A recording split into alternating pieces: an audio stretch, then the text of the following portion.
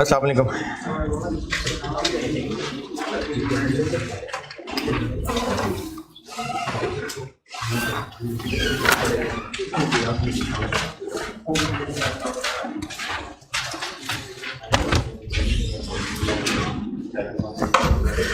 दुरूद शरीफ पढ़ लें।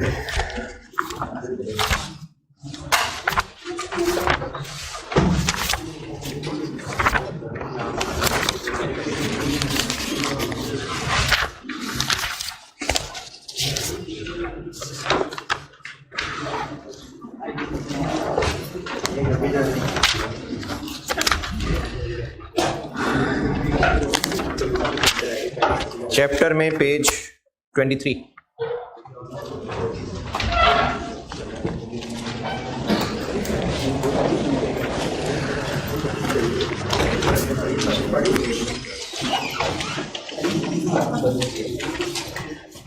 IS 32।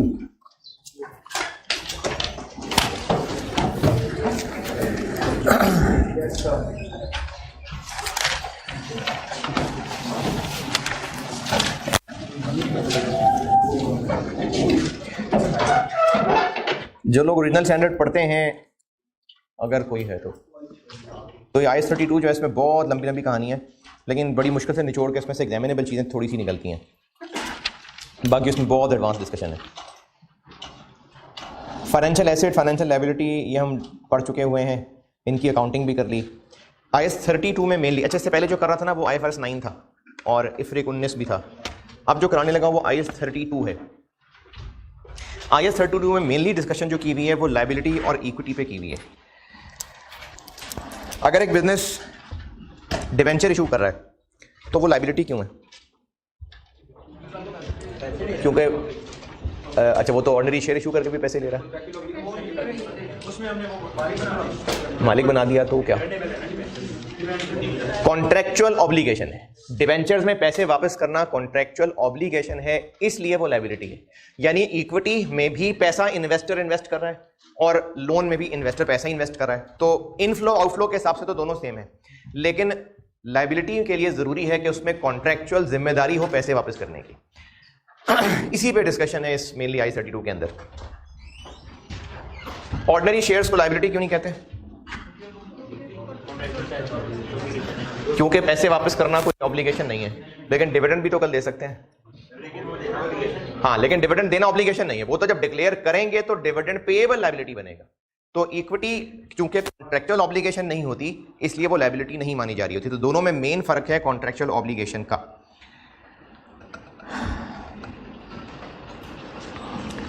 और अगर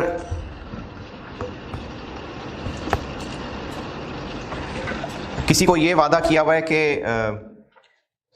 चीज़ें खरीदी और साथ उसको ये कहा कि आपको पैसे हमने देने हैं 4,000 रुपये, तो 4,000 रुपये तो नहीं है, हम आपको उतने शेयर्स दे देंगे जितने 4,000 रुपये कीमत के बनेंगे। तो अब हमने पैसे नहीं शेयर्स देने हैं, तो ये लायबिलिटी है या नहीं है लायबिलिटी? क्रेडिटर को पैसे देने थे, पैसे नहीं है, उसको कहा कि 2 महीने बाद जो तुम्हें पैसे देने हैं 4,000 रुपये, 4,000 थोड़े लगने, 4 मिलियन रुपए, तो पैसे रहने दो, हम तुम्हें 4 मिलियन रुपए वर्थ के शेयर्स दे देंगे जितने भी हुए। तो ये लायबिलिटी है कि इक्विटी? ये लायबिलिटी है। तो पेज 24 के ऊपर टॉप पे जो डिस्कशन है लायबिलिटी एंड इक्विटी, मेनली ये नॉलेज ही है। पॉइंट 1, 2, 3 तीनों पढ़ लें।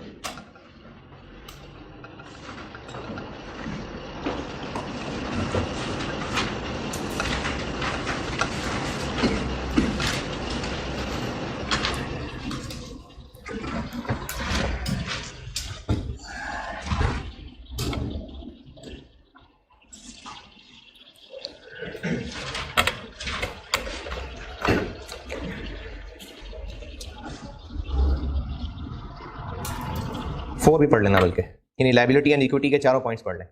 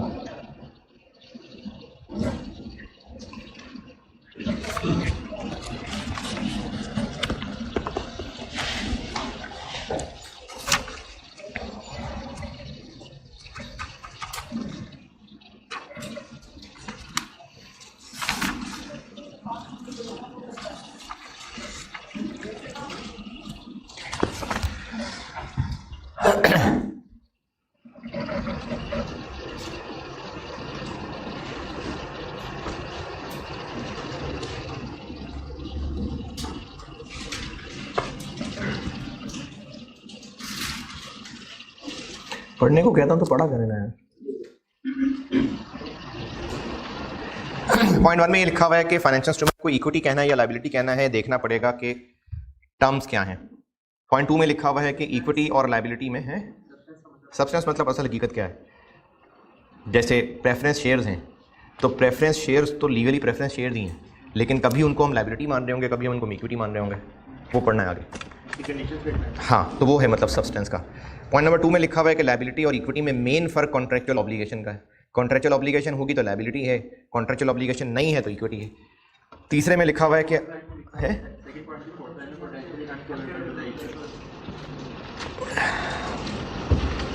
ये भी कन्वर्टेबल डिवेंचर्स में बताता हूँ। कन्वर्टेबल डिवेंचर्स की लाइन है ये भी कन्वर्टेबल समझाता हूँ। और पॉइंट 2 में चौथी लाइन से नीचे लिखा हुआ है कि बेशक डिविडेंड देना होता है लेकिन जिम्मेदारी कोई नहीं है, तो इसलिए ये इक्विटी कॉन्ट्रैक्चुअल ऑब्लिगेशन नहीं होती। तीसरे पॉइंट में वही जो मिसाल अभी दी थी कि अगर उनको कहा है कि इतने रुपए के बराबर जितने भी शेयर्स हुए वो दे देंगे, तो ये भी लायबिलिटी है। चौथे पॉइंट में लिखा हुआ है कि अगर हमने शेयर्स इसलिए देने हैं अगर हमने पैसे देने हैं किसी अनसर्टन इवेंट के हो जाने पे, जैसे हमने कस्टमर को कहा हुआ था कि सप्लायर को कि आप जो हमें रेट बता रहे हैं वो तो हम आपको पे करेंगे, लेकिन अगर गवर्नमेंट की तरफ से फलाना टैक्स लग गया तो चलो उसके पैसे भी हम आपको देंगे। या हमारे लिए हमने चूंकि उधार किया हुआ है आपसे और देने भी बेशक रुपए में है, लेकिन हमें पता है कि आपने भी ये कहीं से उधार खरीदा था और आपने इंपोर्ट की थी, तो अगर डॉलर महंगा हो गया तो हम आपको और पैसे दे देंगे। तो अब ये वाकया हो जाने से हम पैसे देने में बाउंड होंगे, तो ये भी लायबिलिटी ही है, क्योंकि हम रोक नहीं सकते इस बात को। ये बात दोबारा सुने, हमने क्रेडिटर को पैसे देने हैं जितने चीज़ें खरीदी उतने, उसके साथ कुछ और पैसे भी देने हैं अगर महंगाई इतनी हो गई तो, अगर फलानी पॉलिसी आ गई तो, अगर गवर्नमेंट का फलाना रूल चेंज हो गया तो इतने पैसे और देंगे। तो अब ये पैसे देना ना देना हमारे कंट्रोल में है नहीं, तो चूंकि उस इंसिडेंट पे डिपेंड कर रहा है, हमारा कंट्रोल नहीं है, तो फिर भी ये फाइनेंशियल लायबिलिटी। वो पैसे देने वाली बात हो रही है ना, पैसे देने ना।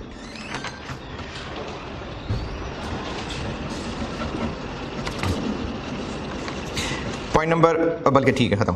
कंपाउंड फाइनेंशियल इंस्ट्रूमेंट समझाने से पहले एक सवाल कराता हूं और फिर जो अंग्रेजी है फिर रेलिवेंट चीज़ पढ़ाता हूं। आप आइए प्रैक्टिस क्वेश्चन, प्रैक्टिस सेट 4 पे हूं मैं, प्रैक्टिस सेट 4 क्वेश्चंस में पेज 48, प्रैक्टिस क्वेश्चन में page 48, question number 5, part A पढ़ें इसका। बस मैं करता हूं बोर्ड पे, समझाता हूं, सवाल फिगर से समझाऊंगा। तो क्योंकि पहले ना ये काम आप कर चुके हैं IFRS 2 के अंदर, ये जो मैं काम कराने लगा हूं ना ये IFRS 2 के अंदर किया हुआ है। इक्विटी और लायबिलिटी कंपोनेंट्स तोड़े हुए हैं IFRS 2 शेयर बेस्ड पेमेंट, उसमें इक्विटी लायबिलिटी तोड़ी हुई है। इसका पार्ट ए पढ़ लें बस, तो मैं इसको सॉल्व करते करते समझाता हूं। Question 5 part A,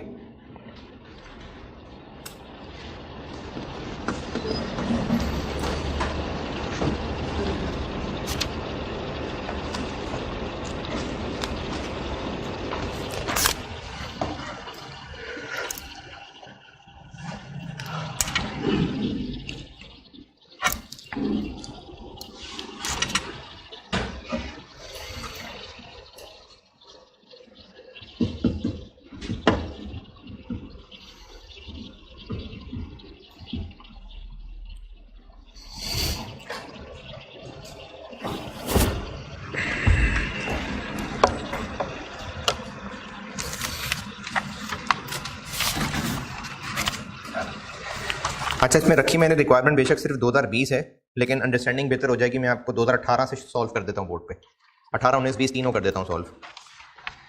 convertible debentures issue किए हैं और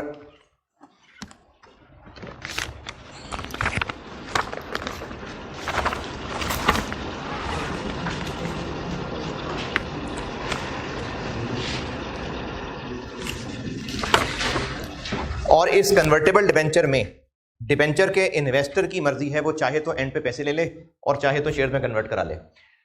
चूंकि हमें पैसे भी देने पड़ सकते हैं, हम कंट्रोल नहीं कर सकते, शेयर भी इशू करने पड़ सकते हैं, तो हमें इसके लिए दोनों पोर्शन रिकॉर्ड करने पड़ेंगे।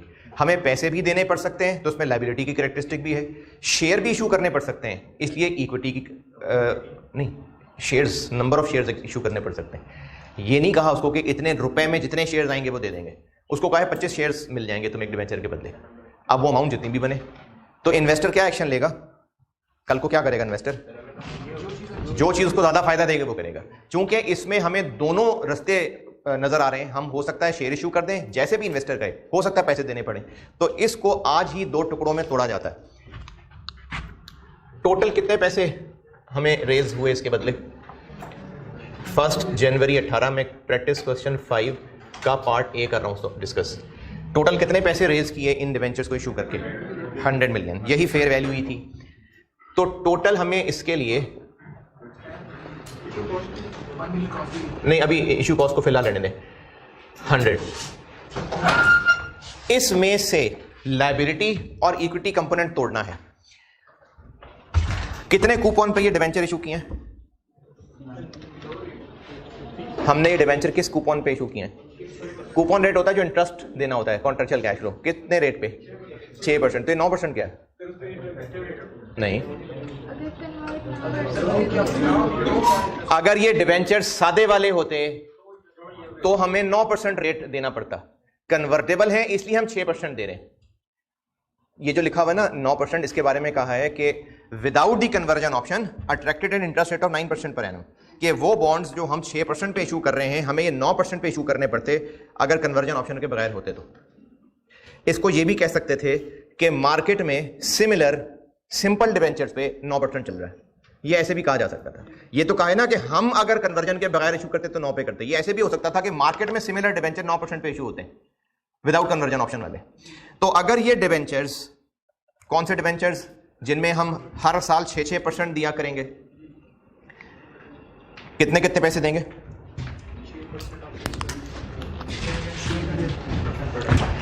कितने साल हैं? 3।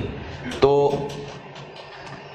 2018, 2019, 2020, इन 100 मिलियन के डिबेंचर्स पे अगर हम सिर्फ कैश फ्लो वाली बात देखें तो 100 मिलियन के डिबेंचर्स पे 6 मिलियन देंगे, 6 मिलियन देंगे और 106 देंगे। कन्वर्जन को फिलहाल अगर रहने दें, अगर ये एक सादा डिबेंचर होता जिसपे हम 6 और एंड पे 106 दे रहे होते, जबकि लोगों की डिमांड मार्केट रेट 9% होता, तो इस लोन इन डिबेंचर्स की फेयर वैल्यू कैसे निकालती? ये कल भी शायद बात की थी मैंने, ये बात दोबारा सुने। अच्छा, जो लोग बीएफडी पढ़ रहे हैं या पढ़ चुके हुए हैं, वो डिबेंचर जिसके लिए जिससे इतने पैसे मिलेंगे इन्वेस्टर, जबकि ये मैं सिर्फ बीएफडी वालों से बात कर रहा हूं, इन्वेस्टर का रिक्वायर्ड रेट ऑफ रिटर्न 9% है, तो वो इन डिबेंचर्स के लिए कितने पैसे देने के लिए तैयार हो जाएंगे? इसकी पीवी डिस्काउंटेड एट 9%। अच्छा, जिन्होंने बीएफडी नहीं पढ़ी हुई, कल मैंने शायद बात की थी, पहले भी की थी, कि किसी भी लोन की डिबेंचर की मार्केट वैल्यू निकालने का, फेयर वैल्यू निकालने का एक तरीका यह है कि कॉन्ट्रेक्चुअल कैश फ्लोस को मार्केट रेट ऑफ इंटरेस्ट पर डिस्काउंट कर लें। तो हमने इस वक्त ऑफिशियली 1 जनवरी 18 को ये डिबेंचर इशू कर दिए, जिससे अगर कन्वर्जन फिलहाल छोड़ दें तो हम इतने मिलियन इतने मिलियन इतने मिलियन देंगे। इसकी 9% पे डिस्काउंटिंग करें,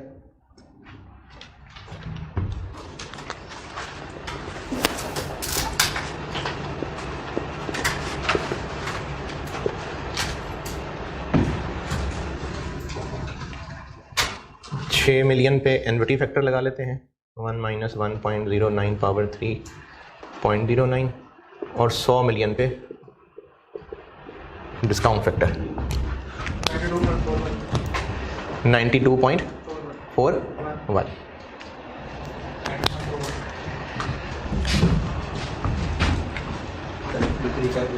है। मैं बिल्कुल बताना होगा, दोबारा सुन लें। हमने ये डिबेंचर कितने परसेंट पे इशू किए? 6%, जबकि लोग मार्केट में इस तरह के डिबेंचर के लिए कितने परसेंट की उम्मीद लगाया करते हैं? 9%। अगर हम 9% पे ही डिबेंचर इशू करते, बीएफडी वाले से बात नहीं, सबसे बात कर रहा हूं, ठीक है, सबसे बात कर रहा हूं। अगर इन डिबेंचर्स को हम 6% पे की बजाय 9% पे इशू करते, और लोग चाहते भी कितना है? अभी कन्वर्जन इग्नोर, तो लोग ये डिवेंचर पार वैल्यू पे हमसे ले लेते। क्यों? क्योंकि जितना वो चाह रहे हैं हम उतना दे रहे होते, लेकिन हम उनको अगर 6% ऑफर करें जबकि उनकी डिमांड 9% है, तो वो खुशी खुशी हमारे डिवेंचर्स लेंगे आके या नहीं? तो इसको ऐसे कह सकते हैं कि वो अगर हमारे डिवेंचर लें तो थोड़े पैसों में लेंगे। ये बात ठीक है? कितने पैसों में? इतने पैसों में, 92। कैसे? उनकी डिमांड 9% है, तो वो क्या करेंगे, वो फ्यूचर कैश फ्लोज जो हम उनको कमिट कर रहे हैं उनको वो डिस्काउंट करेंगे अपने रिक्वायर्ड रेट ऑफ रिटर्न पे। नींद आ रही है? अपने रिक्वायर्ड रेट ऑफ रिटर्न पे डिस्काउंट करेंगे, जितनी अमाउंट बनेगी उतने पैसे वो लोग हमें देने को तैयार हैं। डिवेंचर्स अगर हम लोगों को 9% पे ही इशू करते तो लोग हमें इनके लिए पूरे 100 मिलियन दे देते। क्यों दे देते? क्योंकि उनको चाहिए ही 9, हम 9 दे रहे होते, वो 100 दे देते। लेकिन हम दे रहे हैं 6%, उनको चाहिए 9%, तो उनकी तो डिमांड ही पूरी नहीं हो रही, तो फिर वो इन डिवेंचर्स के लिए 100 मिलियन से कम देंगे। कितने देंगे ये हमने इसको डिस्काउंट करके देख लिया। तो वो लोग अगर हमारे ये डिवेंचर्स बस 6% इंटरेस्ट देके 3 साल बाद कैश देके खत्म हो जाते तो हमें इसके लिए वो बस 92 मिलियन देते। 100 मिलियन फिर वो क्यों दे रहे हैं हमें? क्योंकि उनको एक लालच नजर आ रहा है कि क्या पता कल को शेयर्स की वर्थ ज्यादा हो तो वो कैश की बजाय शेयर्स ले लेंगे, इस बात के वो एक्स्ट्रा पैसे दे रहे हैं। अगर वो सिर्फ इन 6% डिवेंचर्स को ये सोच के लेते कि बस पैसे ही मिलने और एंड पे रिडीम ही हो जाना है, तो हमें इन 100 मिलियन के डिवेंचर्स के लिए उन्होंने 100 मिलियन नहीं देना था। समझ आ रही बात? क्यों नहीं देने थे 100 मिलियन? क्योंकि उनकी डिमांड पूरी नहीं हो रही, उनको 9% चाहिए था। तो वो कितने पैसे देते? ये contractual cash flows discounted eight उनकी डिमांड 9%, तो वो 92 मिलियन देते। लेकिन कन्वर्टेबल होने की वजह से वो 100 मिलियन देने को तैयार हैं, तो वो जो ऊपर वाला तकरीबन 8 साढ़े 7 मिलियन है वो इस लालच में दे रहे हैं कि कल को वो शेयर्स ले सकेंगे। तो इसलिए इस 100 मिलियन के हम 2 टुकड़े करेंगे, इसको हम फाइनेंशियल लायबिलिटी रिकॉर्ड करेंगे और इसको इक्विटी इंस्ट्रूमेंट ग्रांटेड टाइप की चीज बना लेंगे। इसको जस्ट इक्विटी ऑप्शन भी कह सकते हैं, इक्विटी कंपोनेंट भी कह सकते हैं। ये इक्विटी में एक अलग लाइन आइटम आ जाएगी। तो कन्वर्टेबल डिवेंचर्स की अकाउंटिंग ये है कि जितनी टोटल अमाउंट इस इंस्ट्रूमेंट की बनती है उसके 2 टुकड़े करने पड़ेंगे। कैसे? लायबिलिटी कंपोनेंट निकालेंगे पैसे। कैसे? वो कैसे निकालेंगे? Contractual cash flows ignoring conversion option, discounted eight market interest rate. फिर जो आंसर आएगा उसको इस टोटल में से माइनस करेंगे, तो ये उन लोगों ने यकीनन इक्विटी के पैसे दिए होंगे। अब ये फाइनेंशियल लायबिलिटी है और इस पे फिर ऑनवर्ड वही सारी अमॉर्टाइज्ड कॉस्ट वाली कहानी चलेगी। यहां तक कंपनी सोच रही है कि 7.59% लोग हैं वो नहीं, लोगों ने ये डिवेंचर लेने के लिए 100 मिलियन दिया। वो इस डिवेंचर को अगर सिर्फ इस नजर से देखते हैं कि हमें इनसे बस कैश मिलना है और एंड पे भी कैश ही मिलना है, तो वो 100 मिलियन ना देते, वो 92 मिलियन रुपए देते। लेकिन अगर वो 100 मिलियन रुपए दे रहे हैं तो वो इन्वेस्टर्स 7.5 मिलियन एक्स्ट्रा क्यों दे रहे हैं? इस उम्मीद पे कि शायद कल को हमें शेयर्स लेने में फायदा मिल जाए। तो उसको फिर हमने इक्विटी कंपोनेंट कह दिया। और इस सवाल में मैंने रिक्वायरमेंट तो सिर्फ 2020 की रखी है, लेकिन मैं सारी करके दिखा रहा हूँ। जी ये हम जज कैसे करेंगे कि हम कंपनी से बाद में से दोबारा बोलिए। कैसे जज करेंगे कि हम इसको कंपनी को कन्वर्टेबल यानी कन्वर्टेबल डिवेंचर्स की यही अकाउंटिंग है। इनको कहते हैं कंपाउंड फाइनेंशियल इंस्ट्रूमेंट्स। तो इनकी अकाउंटिंग ही यही है। आप इसको ऐसे ही पहचानेंगे कि सवाल में अगर कन्वर्टेबल नहीं होंगे तो 1 जनवरी को कैश मिल रहा है 100, लेकिन इसमें से हम फाइनेंशियल लायबिलिटी ले जाएंगे 92.41 और इक्विटी कंपोनेंट ले आएंगे 7.59। ये हो गई इनिशियल। अब ये इक्विटी कंपोनेंट बैलेंस शीट में इक्विटी में पड़ा रहेगा 3 साल तक। फाइनेंशियल लायबिलिटी के साथ कल को फिर ये वाला सलूक होगा।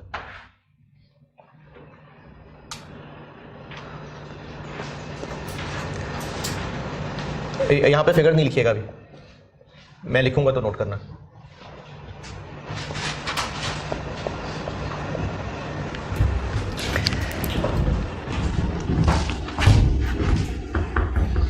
इस अमाउंट के 2 टुकड़ों में बताइए एतराज है तो। अगर ट्रांजैक्शन कॉस्ट ना होती, जो कि है इसमें, अगर ना होती तो बस यही इनिशियल अमाउंट हो गई। इसको हम यहां पर लिखते और ये टेबल बनाते। इफेक्टिव रेट क्या लेते? क्यों 9%? क्योंकि हमने उसी से डिस्काउंट करके तो उसकी वैल्यू निकाली है। अब उसी को लेके यूज करेंगे तो ही तो 0 होगा एंड पे, तो वो 9% ही इफेक्टिव रेट होता जिस पे डिस्काउंट किया है यही इफेक्टिव रेट होता और 92 मिलियन से ये शुरू कर लेते अगर ट्रांजैक्शन कॉस्ट ना होती। तो ट्रांजैक्शन कॉस्ट होने की वजह से अब आपको इफेक्टिव रेट उन्होंने खुद बता दिया 9 पॉइंट समथिंग। तो इसका मतलब ट्रांजैक्शन कॉस्ट का भी कुछ ना कुछ बंदोबस्त करना पड़ेगा। हमें कितने रुपए रेज करने के लिए ट्रांजैक्शन कॉस्ट पड़ रही है? 100, और 100 को हमने दो नामों से क्रेडिट किया है, इसको लायबिलिटी कहा है, इसको इक्विटी कहा है। तो फिर 1 मिलियन के भी लॉजिकली दो टुकड़े करने पड़ेंगे, बराबर बराबर, फिर इसी रेशो में, इसी रेशो में, और इसी रेशो में जब टुकड़े करेंगे तो लायबिलिटी वाला टुकड़ा लायबिलिटी में डेबिट, इक्विटी वाला टुकड़ा इक्विटी में डेबिट।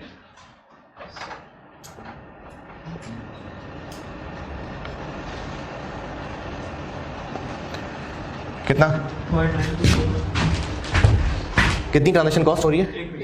1 मिलियन। अच्छा 1 मिलियन है तो इसी को ही 0.92, 0.7 नहीं 0.08।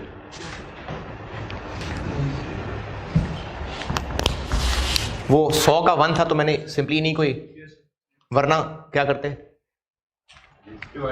1 मिलियन इनटू ये डिवाइडेड बाय 1 मिलियन,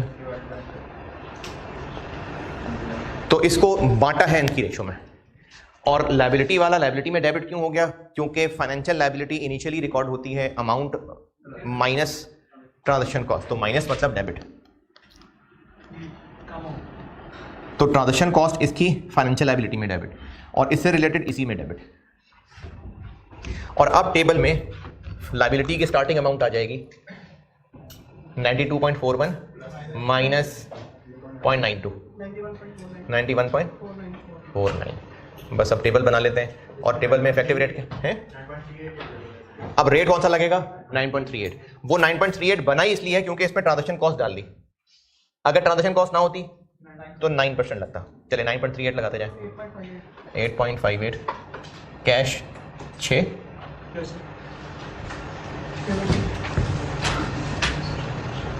कैश 6 क्यों?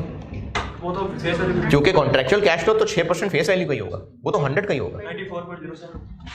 94.07 31 दिसंबर 19 8.82 96.89 96.89 9.09 9.11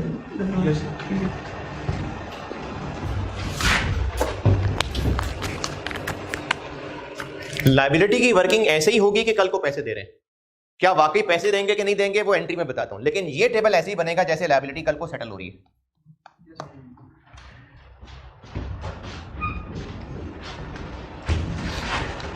इकतीस दिसंबर 18, 31 दिसंबर 19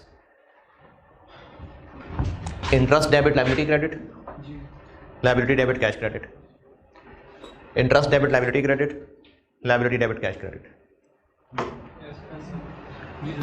31 दिसंबर 20 इंटरेस्ट डेबिट लायबिलिटी क्रेडिट। अगर अंडरस्टूड है तो ना लिखें, बेशक नहीं कच्चा कच्चा है तो लिख लें।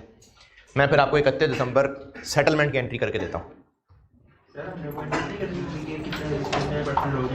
करता हूँ ना, सेटलमेंट करता हूँ। पहले इंटरेस्ट की एंट्रीज अगर अंडरस्टूड है तो ना करें बेशक, अगर आपको लग रहा है बहुत सिंपल है तो ना करें बेशक, हैं?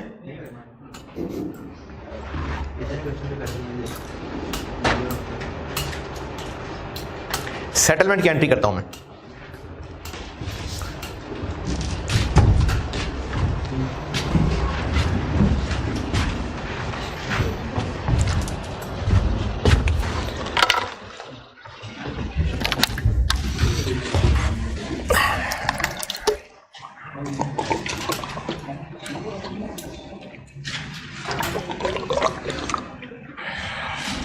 सेटलमेंट की एंट्री करने लगे, मैं ओवर द पीरियड की बात कर रहा हूँ। इनिशियल रिकग्निशन पे कंपनी ये नहीं रिपोर्टिंग करेगी कि कितने परसेंट लोग टैक्स डिमांड करेंगे, कितने परसेंट लोग, मैं कैसे पता था कितने लोग करेंगे कितने नहीं करेंगे?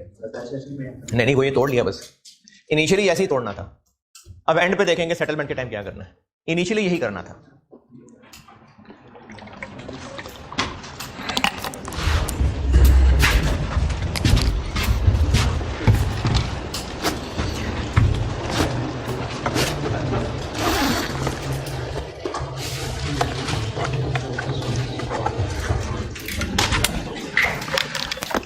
हाँ जी, जल्दी जल्दी भाई, इसका रिकैप दोबारा सुने। कंपाउंड फाइनेंशियल इंस्ट्रूमेंट्स यानी कन्वर्टेबल डिबेंचर्स, ये वो होंगे जिनमें इक्विटी की ऑप्शन भी मौजूद होगी। इसको हमें दो टुकड़ों में तोड़ना पड़ेगा और उसकी रीजन ये होगी कि लोग इसके लिए इतने पैसे हरगिज ना देते, क्योंकि कन्वर्टेबल डिबेंचर्स का कूपन रेट सादे डिबेंचर से कम ही होता है। तो लोग इतने कम कूपन के लिए पूरे पैसे ना देते। कितने पैसे देते, कैसे कैलकुलेट करें? इग्नोरिंग कन्वर्जन ऑप्शन, जो कॉन्ट्रैक्चुअल कैश फ्लोज हैं उनकी मार्केट रेट पे पीवी, लोग यकीनन इतने पैसे देते। तो अगर ज्यादा दे रहे हैं तो कोई और वजह है। अब जो कोई और वजह है वो ये है कि वो उनको शेयर्स की लालच है। तो इसलिए हमें इन 100 मिलियन में से जितने पैसे वो शेयर्स की लालच में दे रहे हैं उसको अलग से इक्विटी कंपोनेंट कहना पड़ेगा। कल को इवेंचुअली वो शेयर्स लें या कैश लें, इसका इससे कोई ताल्लुक नहीं है कि इनिशियली हमने क्या करना।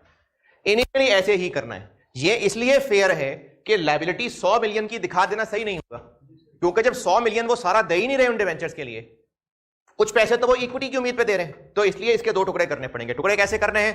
फार्मूला अगर याद रखें तो इनिशियल अमाउंट टोटल, कैश नहीं, जितनी इंस्ट्रूमेंट की इनिशियली फेयर वैल्यू बनती है, हो सकता है 100 से डिफरेंट बनती होती है, तो फिर हम वो लेते हैं। जितनी टोटल अमाउंट बनती है उसमें से liability component minus. Liability component कैसे? कन्वर्जन ऑप्शन को इग्नोर करके इन डिवेंचर के contractual cash flows discounted eight सादे डिवेंचर का मार्केट रेट, जो आंसर बनेगा वो इसमें से माइनस करेंगे, ये इक्विटी कंपोनेंट होगा। और इनिशियली हम लायबिलिटी और इक्विटी कंपोनेंट दोनों अलग अलग तोड़ लेंगे। फिर अगर ट्रांजैक्शन कॉस्ट हुई तो उसको इन दोनों में इसी रेशियो में बांट लेंगे और इन दोनों अमाउंट्स को नेट करके ये टेबल स्टार्ट हो जाएगा लायबिलिटी का। और अगर ट्रांजैक्शन कॉस्ट ना होती तो बस सिर्फ वही होता और इसके टेबल के लिए इफेक्टिव रेट वही जो मार्केट रेट है, लेकिन ट्रांजैक्शन कॉस्ट आने की वजह से इफेक्टिव रेट चेंज हो गया। तो इसकी अब वैसे ही अकाउंटिंग होगी लायबिलिटी की जैसे पहले होती थी। आखिर में अब क्या करना है वो बताता हूं जी।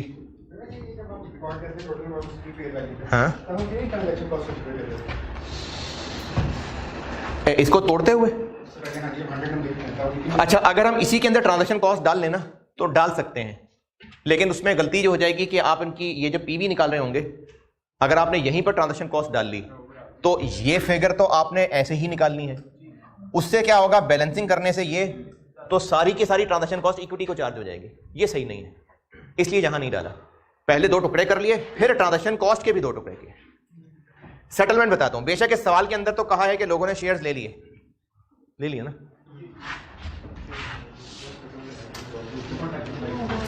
हाँ जी, सब लोगों ने शेयर्स में कन्वर्ट करवा लिया, मैं आपको दोनों चीजें बता देता हूं कि अगर शेयर्स में कन्वर्ट करवा दे तो क्या, और अगर ना करवाते तो क्या। अगर शेयर्स में कन्वर्ट करवा लें तो बताएं क्या एंट्री होगी? फाइनेंशियल लायबिलिटी खत्म, फाइनेंशियल लायबिलिटी डेबिट होके खत्म। 106 ये खत्म करेंगे तो जीरो होगी। इक्विटी कंपोनेंट का काम भी खत्म। इक्विटी कंपोनेंट में कितना बैलेंस आ रहा था? 7.59 माइनस 0.08 7.51। शेयर इशू हो रहे हैं कितने? 2.5 मिलियन, 10 रुपए का एक, 25 मिलियन, और बाकी शेयर प्रीमियम बैलेंसिंग 88.51। अगर शेयर्स कन्वर्ट करवा लिए तो ये होगा, क्योंकि इक्विटी कंपोनेंट जिस बात के उन्होंने पैसे जमा कराए थे वो काम हो गया, तो अब इक्विटी कंपोनेंट का जरूरत ही नहीं रही।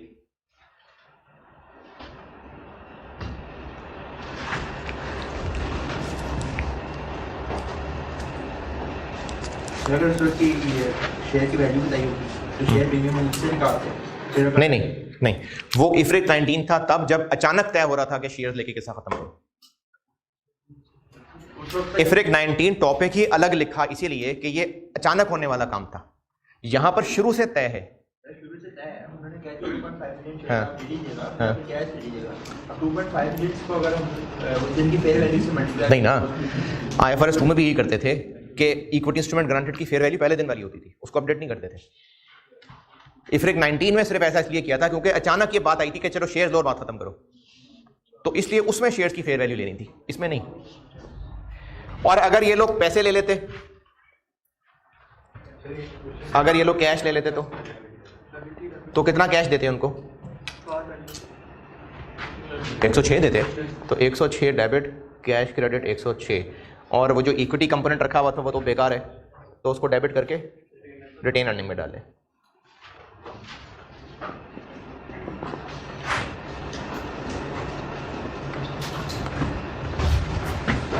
प्रीमियम वाली बात है वो ऐसे प्रीमियम हमेशा ऐसे ही करते हैं कि एंट्री में डबल करके इसको बैलेंस करना होता है बस। हाँ, पहले भी हमेशा ऐसे ही होता है, बचपन से प्रीमियम ऐसे ही करते आए हैं। हाँ, प्रीमियम हमेशा ऐसे ही करते आए हैं कि जितना डेबिट हो रहा है वो और क्रेडिट कैपिटल में फेस वैल्यू बाकी प्रीमियम। तो ऐसे कहते हैं ना कि प्रीमियम के उसके मार्केट वैल्यू से मल्टीप्लाई करके उसको पार वैल्यू से तो हम उससे शेयर कैपिटल मार्केट वैल्यू तो कल ही लिया यार, इफ्रिक 19 में, उससे पहले तो नहीं ली।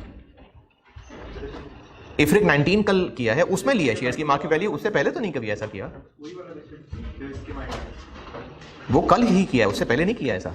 उसमें शेयर्स अचानक हमने सेटलमेंट में डाले थे, उससे पहले तय नहीं थे, इसलिए इफ्रिक 19 में ऐसा करना था, उससे पहले तो कभी ऐसा नहीं किया।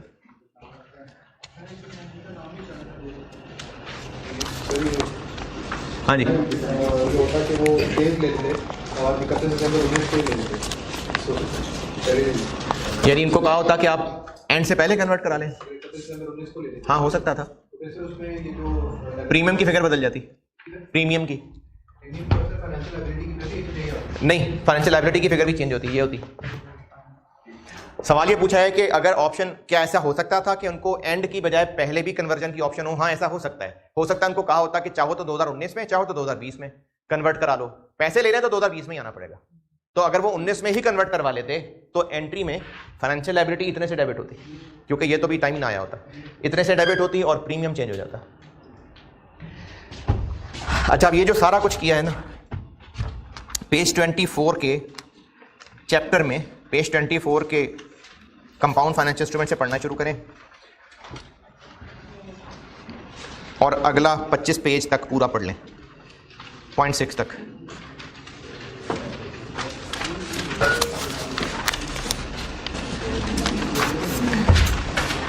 चैप्टर में page 24 compound financial instruments, point 1 से लेके अगला पेज पॉइंट 6 तक सारा पढ़ लें। ये सारा कुछ समझा दिया आपको।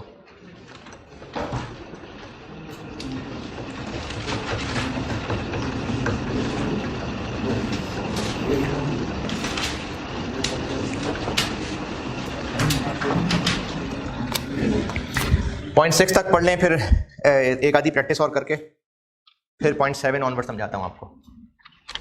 Page number 24, page number 25, compound financial instruments, point 1 से पॉइंट 6 तक सारा पढ़ लीजिए।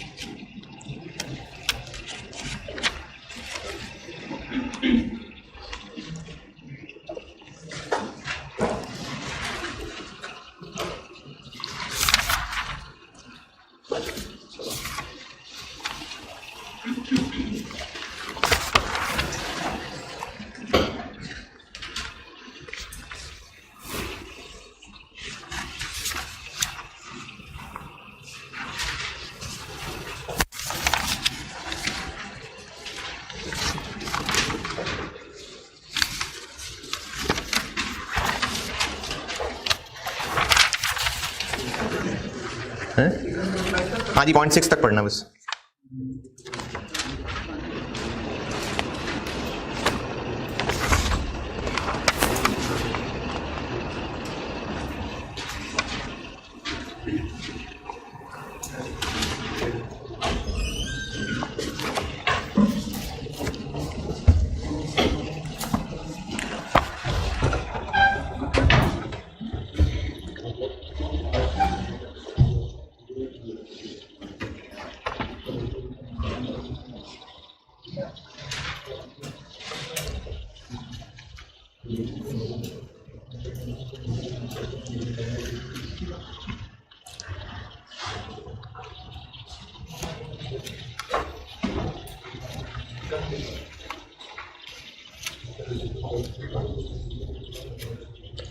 हाँ जी, अगर पढ़ रहे थे तो यही जो मैंने समझाया यही लिखा हुआ है जी। इसमें जो पॉइंट नंबर 6 में एंट्री है, equity component directly paid earning का शेयर में कवर होगा राइट कॉलम में राइट कॉलम में। दो तरीके देखें, इक्विटी कंपोनेंट को हमने क्लोज करना है। अगर आप अल्टरनेटिव वाला जो मैंने इधर सामने भी किया है वो करें तो इक्विटी कंपोनेंट का क्लोज होने का फैक्ट प्रीमियम में आ रहा है, और जो मैंने अल्टरनेटिव से ऊपर किया हुआ है वो भी ठीक है। उससे क्या हो रहा है, वो इक्विटी कंपोनेंट रिटेन अर्निंग में जा रहा है। दोनों बातें ठीक है।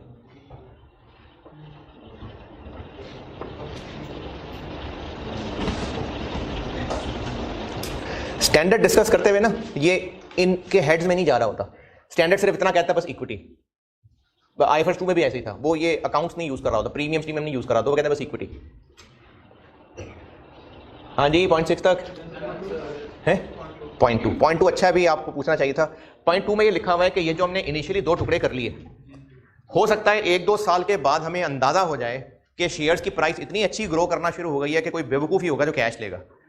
सब के सब ने शेयर्स में कन्वर्ट कराना है, हमें हो गया अंदाजा। इवन देन हम इसको ऐसे ही चलाते रहेंगे। हम अपनी बुक्स में लायबिलिटी तोड़ चुके हैं ना, हम लायबिलिटी ही चलाएंगे। बेशक हमें कुछ अर्से बाद पता ही क्यों ना चल जाए कि लोगों ने शेयर्स लेने हैं, फिर भी लायबिलिटी खत्म नहीं कर देंगे।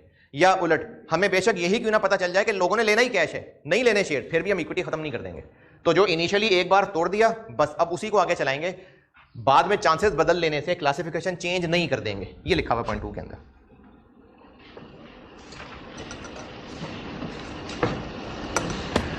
हाँ जी, अच्छा इसी का ना एक पास्ट पेपर का आसान सा सवाल है, वो आप ही कर दें। पास्ट पेपर्स वाले सेक्शन में आए,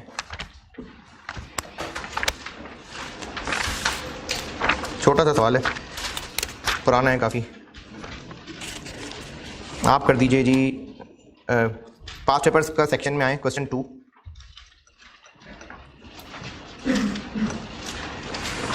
काफ़ी पुराना है, इसलिए नंबर भी ज़्यादा है। Question number 2, crow textile mills limited. इसका पार्ट बी कर दें जल्दी से, सिंपल सा है, लेकिन एक बार आपके हाथ से गुजर जाए सवाल। पास्ट पेपर्स वाले सेक्शन में क्वेश्चन नंबर 2 जो कि दिसंबर 12 का सवाल है, इसका पार्ट बी कर दें। पार्ट ई तो डेरिवेटिव्स का है, पार्ट बी कर दीजिए। छोटा सा सवाल है, कर दें जल्दी से।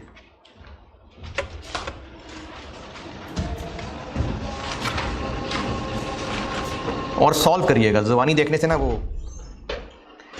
उतना फ़ायदा नहीं होगा। सॉल्व करें इसको, ये कैलकुलेशन आपके हाथ से गुजरे।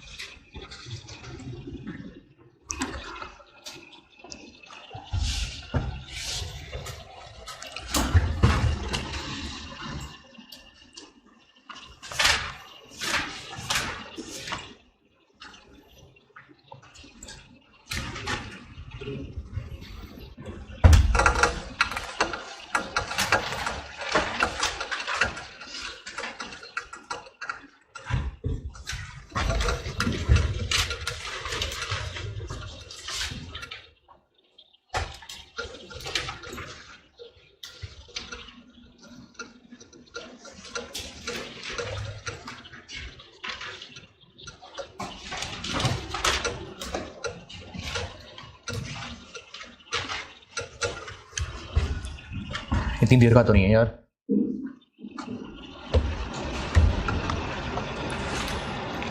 सवाल सॉल्व भी करना है, सॉल्व भी करना है।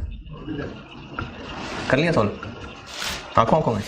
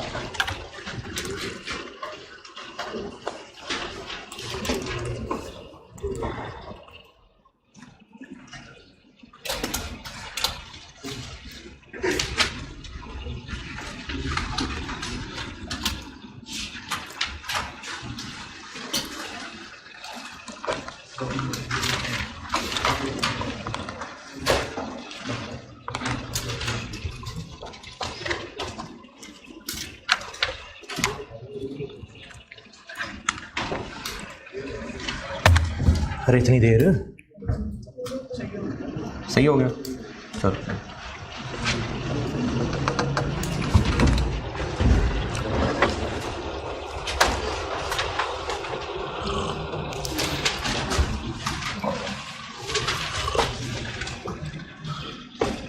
हाँ जी, कोई सवाल परेशानी अगर किया है?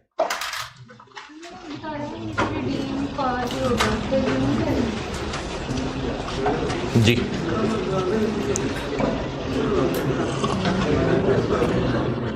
कोई सवाल पूछना है? करना था तो पूछना था। जून 22 खोलें, जून 22।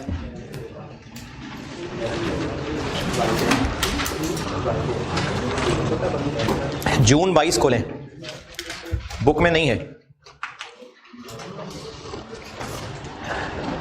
जून 2022।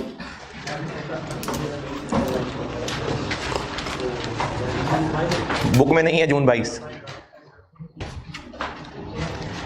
क्वेश्चन नंबर 2 का पॉइंट 1 पढ़िए।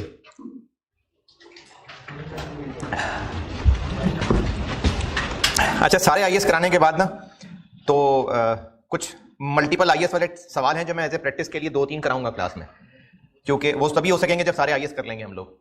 तो ये है तो मल्टीपल आईएएस वाला सवाल, इसमें करेक्शन ऑफ एरर्स है और मुख्तलिफ आईएएस हैं, तो इसलिए फुल फ्लैश सवाल तो अभी मैं नहीं कर रहा। सिर्फ एक एडजस्टमेंट जो इसकी थी उसके हम बैलेंस शीट और इनकम स्टेटमेंट के एक्सट्रैक्ट्स बना लेते हैं बस। यानी सवाल की रिक्वायरमेंट जो भी है मैं रिक्वायर कर रहा हूं कि आप क्वेश्चन 2 का पॉइंट 1 पढ़िए और हम 31 दिसंबर 21 की एसओएफपी और एसओसीआई के एक्सट्रैक्ट्स बना लेते हैं बस।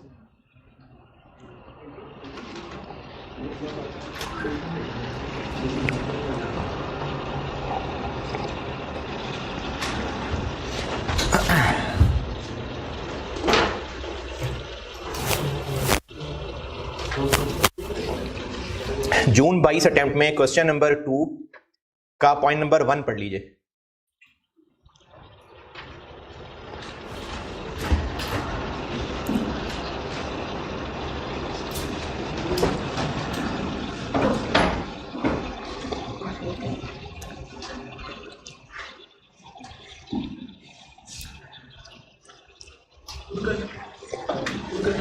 खुद ट्राई करना है कि मैं बोर्ड पे करूं?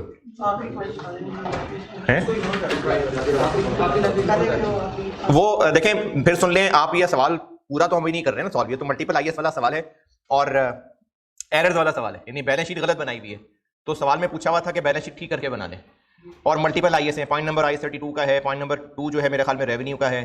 तो इसी तरह से इस तरह के मल्टीपल स्टैंडर्ड्स टेस्ट होते हैं। मैं चूंकि अभी सिर्फ ये वाले पॉइंट की ट्रीटमेंट देखना चाह रहा हूं, तो इसलिए आप एरर्स वाली बात को छोड़ें। जैसे इसमें तीसरा पैराग्राफ लिखा हुआ है कि गलती से ऐसा हो गया था, वो छोड़ें। बस कंपाउंड फाइनेंशियल इंस्ट्रूमेंट्स का डाटा है और 31 दिसंबर 2021 की SOFP और SOCI के एक्सट्रैक्ट्स बना लेते हैं हम प्रैक्टिस के लिए। तो ये कह रहा हूं कि आप करेंगे पहले कि मैं करूं? चलें ठीक है, आप करें करें ट्राई करें, मैं फिर करता हूं बोर्ड पे। पहले आप ट्राई करें। है नहीं तो आप करें ना यार, कोशिश तो करें ना।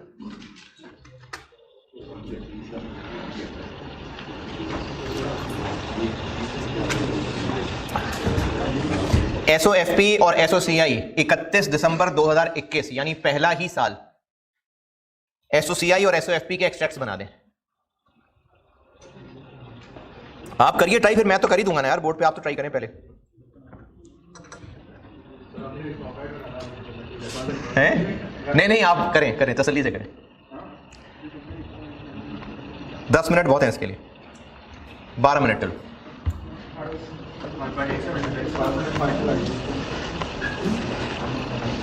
हाँ 24 नंबर का सवाल है।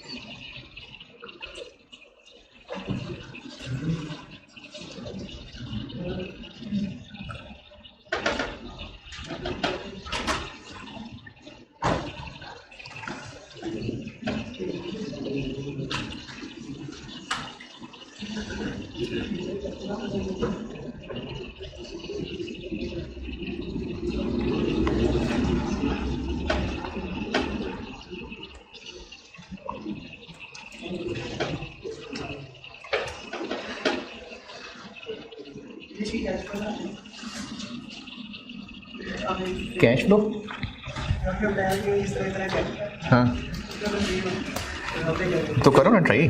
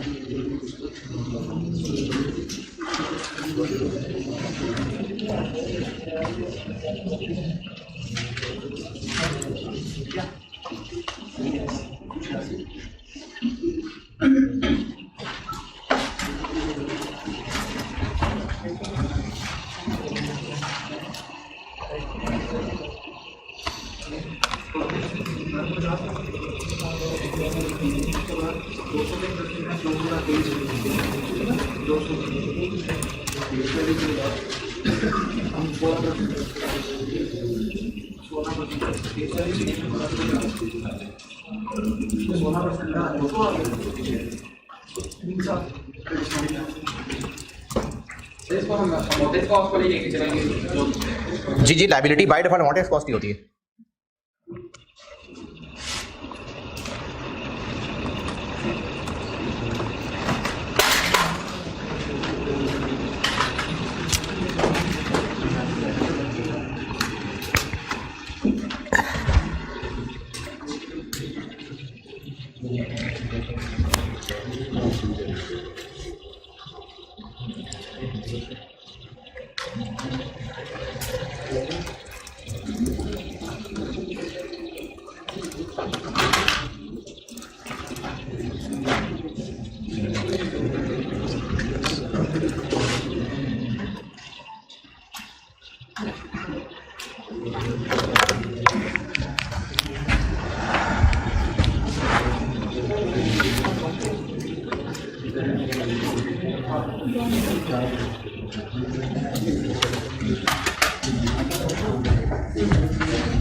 और इतना अर्सा लगा दिया भाई।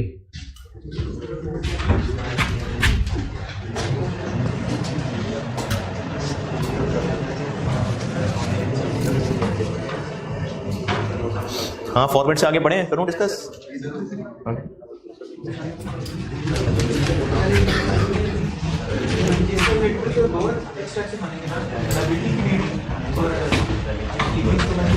हाँ जी बिल्कुल, SAFP में 2 ही लाने आएंगे, ऐसे ही है। 31 दिसंबर 2021 यानी पहले ही साल है। चले इधर देखें, जो कोशिश कर ही नहीं रहे थे वो भी इधर देख ले। टोटल इनिशियल अमाउंट कितनी? 1250। जी जी, मिलियन। 1250 टोटल इनिशियल अमाउंट है। और ऐसी कोई बात कि इसकी फेयर वैल्यू कितनी थी, तो बस फिर 1250 की थी, तो टोटल अमाउंट हो गई 1250। लायबिलिटी कंपोनेंट, इसके लिए हमें देखना पड़ेगा कि इसके कॉन्ट्रेक्चुअल कैश फ्लोज क्या हैं, इग्नोरिंग कन्वर्जन। तो कैश फ्लोज कॉन्ट्रेक्चुअली ये हैं कि 2021-22 में कुछ नहीं, और 2023 और 24 में 16%, और रिडेम्पशन अगर की तो एट पार। पहले पैराग्राफ में लिखा हुआ है any unconverted bond would be redeemed on that date at par value. तो 21-22 खाली है और 23 और 24 में 16% है।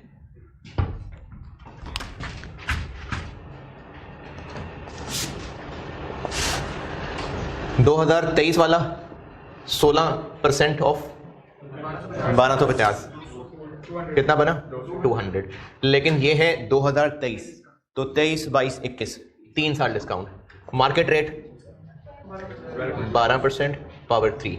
2024 में एक 200 और एक वो 1250, तो 1450, 1.12 पावर -4। ये कब पे करेंगे हम? हाँ 23 में ना, 31 दिसंबर 23, और हम ये कैलकुलेशन कर रहे हैं कब? 1 जनवरी 21, तो 23, 22, 21 के शुरू तक आना है ना। 142.36 ये वाला 142.36, ये 921.50, 106 3.86। जिन्होंने किया है इस फिगर में कोई एतराज? ये बन गया 1063.86, तो इक्विटी कंपोनेंट आ गया 180.14, और इसी के नीचे ही ट्रांजैक्शन कॉस्ट बांट लेते हैं। लायबिलिटी पोर्शन में जाएगी 50 इंटू 1063.86 डिवाइडेड बाय 1250, 5, और इक्विटी में बाकी बैलेंस करने 7.4।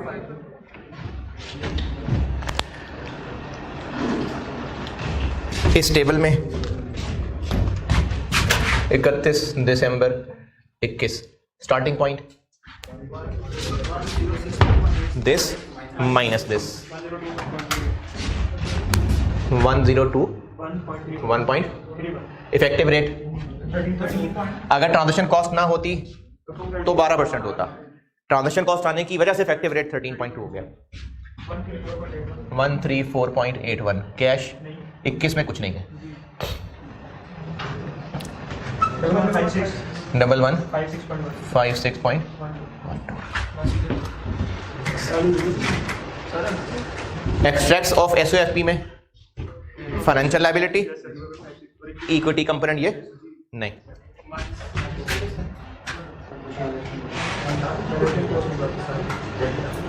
नॉन करंट लायबिलिटीज में ये फाइनेंशियल लायबिलिटी आएगी 1156.12, और इक्विटी में वो इक्विटी कंपोनेंट आ जाएगा 186.14 माइनस 7.45, 178.69, और extracts of SOCI interest expenses. Cash flow तो देना नहीं, हाँ सीधा इसको इतना टेबल में प्रोसेस कर लेंगे। 1.1 मैंने तो बस वो प्रोसीजर फॉलो किया ना कि आप फ्लो में चलें जैसे चल रहे हैं। हाँ जी, अच्छा वैसे 2022 के मेरा ख्याल है कुछ 3 को समाप्त तो कर ही दिए टूटे फूटे, तो बहुत मुश्किल काम तो नहीं है ना। हाँ सारे सिलेबस को एंड पे कवर करना, रिवाइज करना, और सबसे बढ़ के अपने उस 3 घंटे में अपने नर्व को काबू में रखना।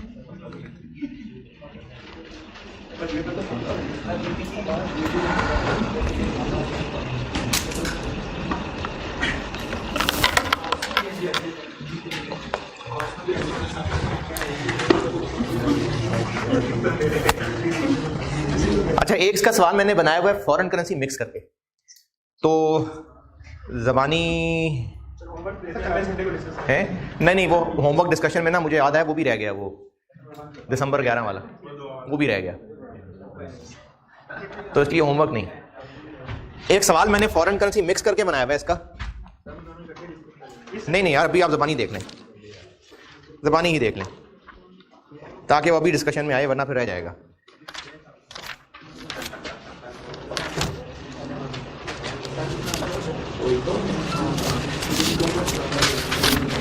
प्रैक्टिस क्वेश्चंस में क्वेश्चन नंबर 2, प्रैक्टिस क्वेश्चंस में पेज नंबर 47 पे, पेज नंबर 47,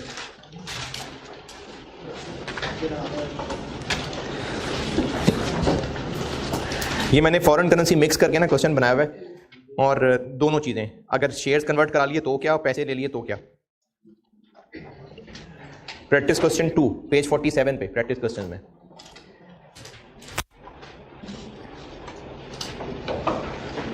15 मिनट ले लें, बेशक कर दें तो अच्छी बात है, अगर मौत पड़ती हो तो ज़बानी देख लें, लेकिन कर लें। मोटिवेट हो जाते हैं। हाँ जी।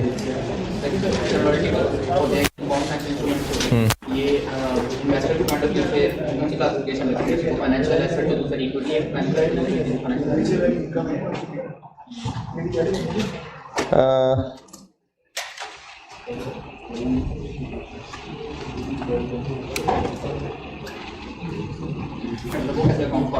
मेरे ख्याल में ये एम्बेडेड डेरिवेटिव है। एम्बेडेड डेरिवेटिव एक चीज़ पढ़ाऊंगा, उसमें पूछिएगा सवाल, एम्बेडेड डेरिवेटिव उसमें पूछिएगा, उसमें मुझे उम्मीद है आंसर हो जाएगा आपका। प्रैक्टिस क्वेश्चन में पेज 47 प्रैक्टिस क्वेश्चन 2 कर दें तो बहुत मेहरबानी आपकी। कन्वर्टेबल डिवेंचर चूंकि है ही डॉलर्स में, तो सारी कैलकुलेशन होगी डॉलर्स में, सारी कैलकुलेशन टेबल वाली भी डॉलर्स में होगी, ट्रांजैक्शन कॉस्ट सब डॉलर में होगा। सारी कैलकुलेशन करने के बाद फिर उनको रुपए में लाना है और एक्सचेंज गेन लॉस निकालना है, क्योंकि मॉनेटरी आइटम है।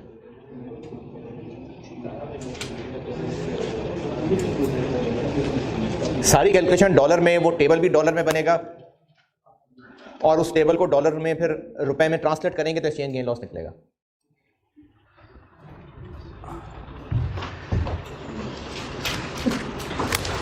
करें करें यार, सवाल तय तो करें ना।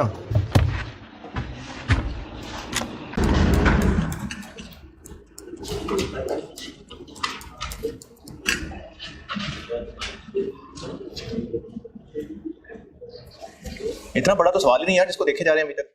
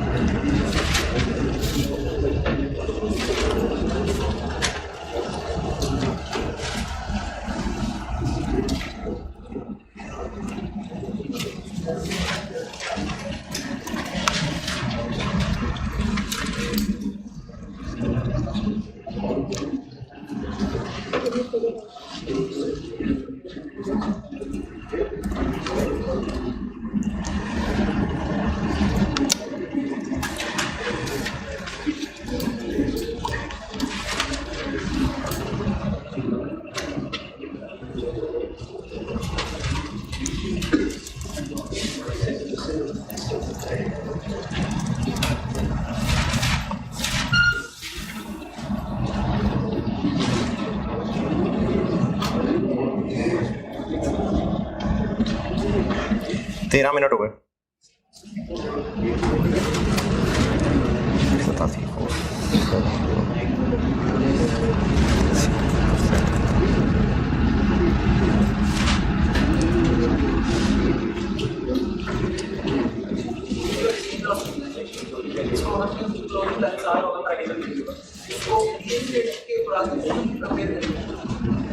अमॉर्टाइज कॉस्ट वाला टेबल दोबारा बनाएंगे रुपए में ट्रांसलेट करके, बीच में एक एक्सचेंज गेन लॉस वाला कॉलम डाल देंगे जो बैलेंसिंग से गेन या लॉस निकलेगा। मैंने जब क्लास में बोर्ड पे सवाल कराया था वो एसेट वाला सवाल था, ये लायबिलिटी वाला काम भैया।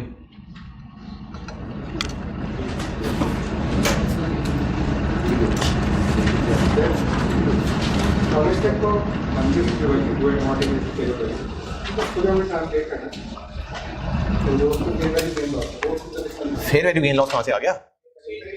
हाँ हाँ, वो कैसे करेंगे? वो एक टेबल सिखाया था ना, और मैंने फॉरेन करेंसी मिक्स वाला एक इन्वेस्टमेंट वाला सवाल कराया था, अमॉर्टाइज कॉस्ट वाला।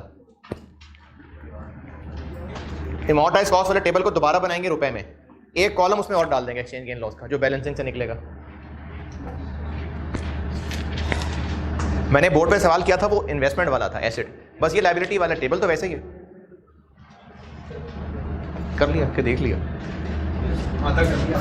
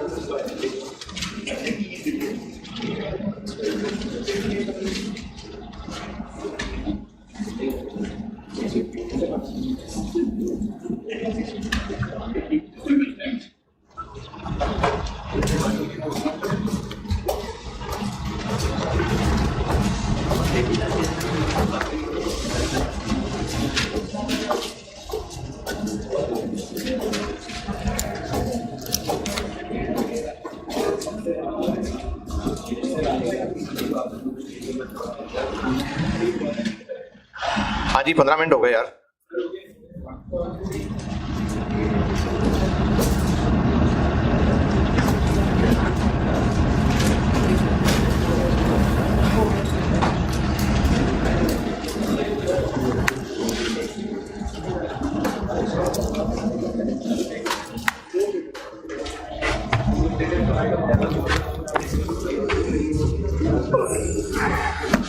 हाँ जी, जो कर रहे थे या देख रहे थे, सारी कैलकुलेशन डॉलर्स में ही होगी। इसको बांटना, अमॉर्टाइज कॉस्ट का टेबल बनाना, एक बार जब टेबल बन जाएगा तो उसको फिर रुपए में ट्रांसलेट करेंगे। कैसे करना है? क्लोजिंग बैलेंस, चूंकि ये मॉनेटरी आइटम है, फाइनेंशियल लायबिलिटी मॉनेटरी आइटम है, इसलिए हर क्लोजिंग बैलेंस को ईयर एंड के रेट पे, और पेमेंट भी चूंकि ईयर एंड पे हो रही है तो पेमेंट पे भी वही रेट लगेगा। इंटरेस्ट के लिए एवरेज रेट भी ले सकते थे, लेकिन दिया ही क्लोजिंग है तो उस पर भी क्लोजिंग वाला रेट लग जाएगा। और फिर जो बैलेंस इस टेबल में निकलेगा वो एक्सचेंज गेन लॉस होगा, और उस एक्सचेंज गेन लॉस की एंट्री अलग से होगी। उसके अलावा बाकी सब यही है। इस टेबल की कैलकुलेशन में, एंट्री में कोई एतराज़, तकलीफ़, परेशानी है तो बताएं। अगर किया है, इस टेबल में कोई फिगर पूछनी है तो पूछें। चलें ठीक है जी, लेक्चर 45 बस, ठीक है।